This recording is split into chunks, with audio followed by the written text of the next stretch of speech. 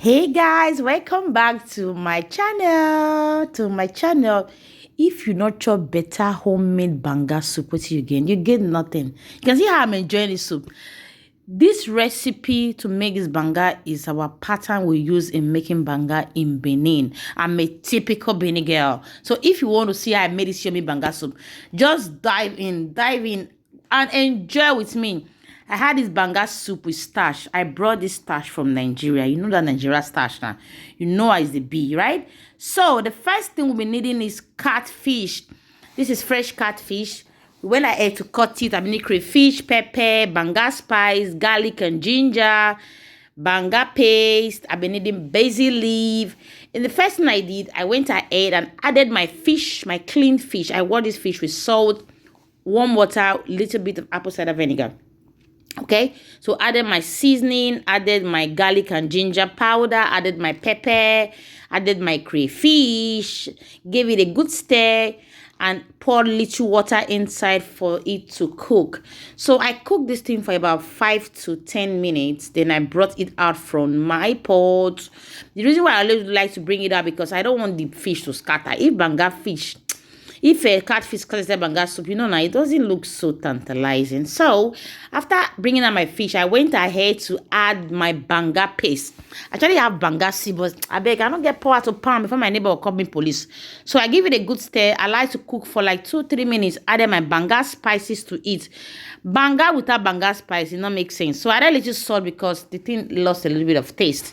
So, I went ahead and added my catfish. You can use meat, but banga is very sweet when you make it with catfish. Oh my god, so yummy. So after about 5 minutes, I gave it a good stir. Make sure you stir it very well. Piano, your fish will not scatter out.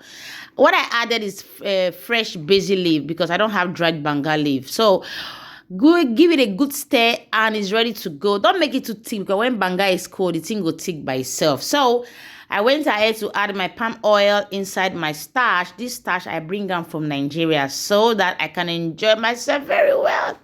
So you keep on stirring till the banga will take the what's it called? The soup to so that I can't confuse it. You keep on stirring till the starch will become to be strong. All right. So whenever I'm making starch with a non-stick pan, I always add little water, especially when I'm making Nigeria starch, okay? So that the thing will cook well because non-stick pan, sometimes it will come begin to dry for the body and I know they like that kind of starch, I beg. So I went ahead, I added little water to this starch, very little, so that it will cook at least a bit. So after adding water, I'll keep on stirring so I will have that yellowish Nigerian pattern of starch. When this food is sweet, so you guys need to test it and try this recipe. All right, guys. So I want to know where you're watching my video from. Make sure you share this video with other people. They will be so glad they came across this video. Watch. Oh my God. Banga without uwawa, it does not make sense. All right. You have to put this soup inside your uwawa and give it a good heat. That's the way you enjoy. Yes, our banga and starch is ready. All right, guys. So, guys, make sure you subscribe, like this video, turn on that bell so whenever I upload an important, interesting, and sweet, yummy video like this, you will be the first to know. Boy, see as the yellowish color, they invite me. Love you and bye.